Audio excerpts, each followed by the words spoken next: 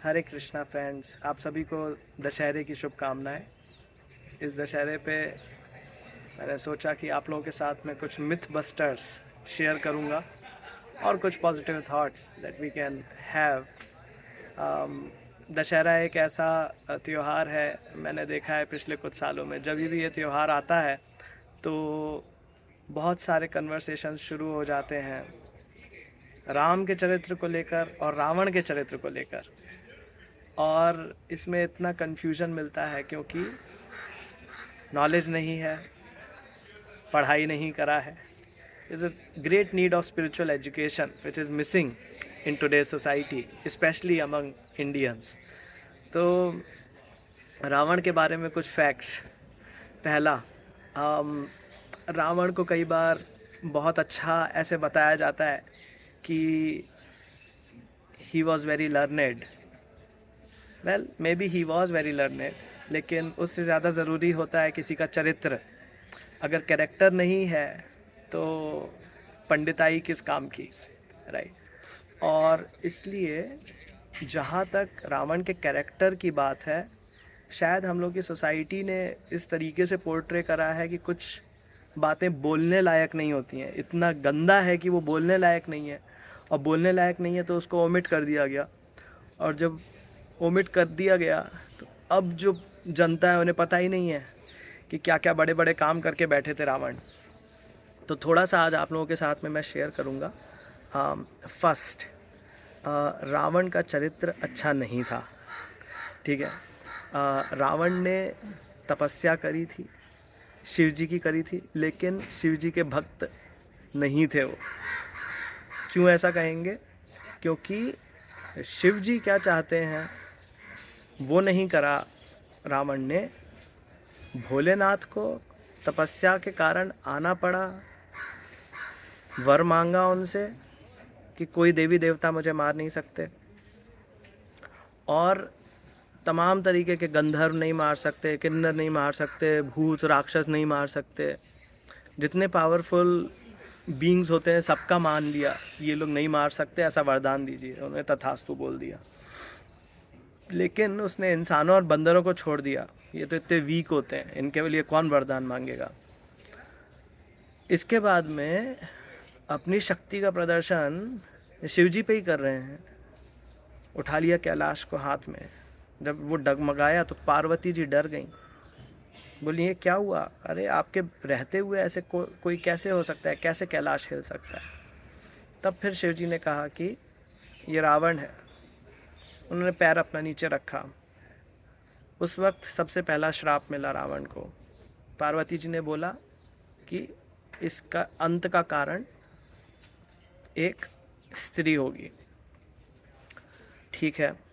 इसके बाद में शक्ति जब आ जाती है किसी ऐसे इंसान को जो कि धर्म के रास्ते पे नहीं चल रहा है, तो उनका चरित्र नहीं होता है। और जब चरित्र नहीं होता है तब क्या होता है? शक्ति का दुरुपयोग होता है। और शक्ति और रिसोर्सेज, पैसे का दुरुपयोग जब होता है तो सबसे पहले आदमी जो है वो स्त्री भोग करने की ही पीछे जाता है, to abuse women. Powerful man, that's all powerful man do. That's why it is said कि अगर किसी वुमेन के कैरेक्टर को टेस्ट करना है तो उसके हस्बैंड से you take away everything, then the women's character will be tested. और अगर आदमी का कैरेक्टर टेस्ट करना है then you give him power, then the man's character will be tested. तो Ravan went around thinking himself to be invincible, and he abused and tried to enjoy whichever women he could. बहुत सारे हैं, मैं सिर्फ दो share करूंगा because they were the turning points. First was Vedavati. Vedavati was an ascetic lady. जाके उसके सामने खड़े होके जंगल में जहाँ वो तपस्या कर रही थी उसको तुरंत फ्लर्ट करना शुरू कर दिया। जब फ्लर्ट करना शुरू कर दिया बोले तुम्हें तो मेरे साथ होना चाहिए, ये वो। बाल पकड़ लिए उसके, जब बाल पकड़ लिए तो उसने बालों को काट के और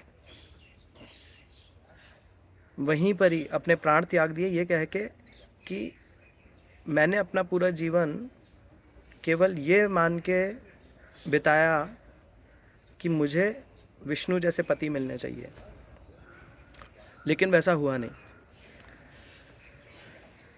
क्योंकि रावण बीच में आ गए। उसने बोला कि ये शरीर अब अपवित्र हो गया है, तो मैं इसको यहीं त्याग दूंगी, और अपनी तपस्या के बल से भस्म कर लिया खुद को, ये श्राप दे के रावण को कि मैं ही तुम्हारी मृत्यु का कारण बनूंगी।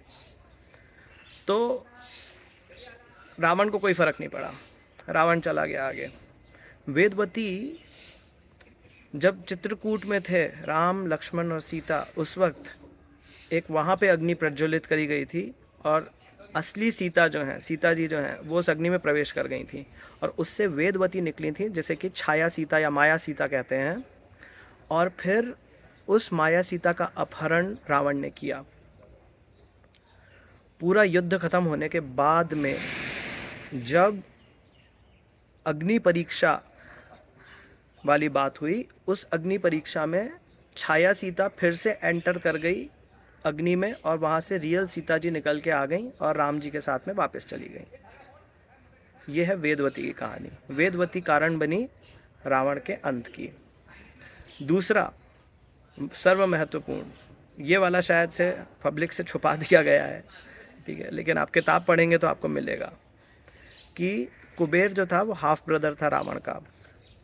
और ये रावण जब ऐसे अपने पावर के नशे में अंधे होके स्वर्ग में चला गया, तो सारी जितनी अप्सराएं थी वहाँ की, वो सब तो डर के भाग गईं राक्षसों को देख के। पूरी अपनी टोली के साथ में घूमता फिरता था ये पुष्पक विमान, जो कि चुरा लिया था अपने भाई कुबेर से।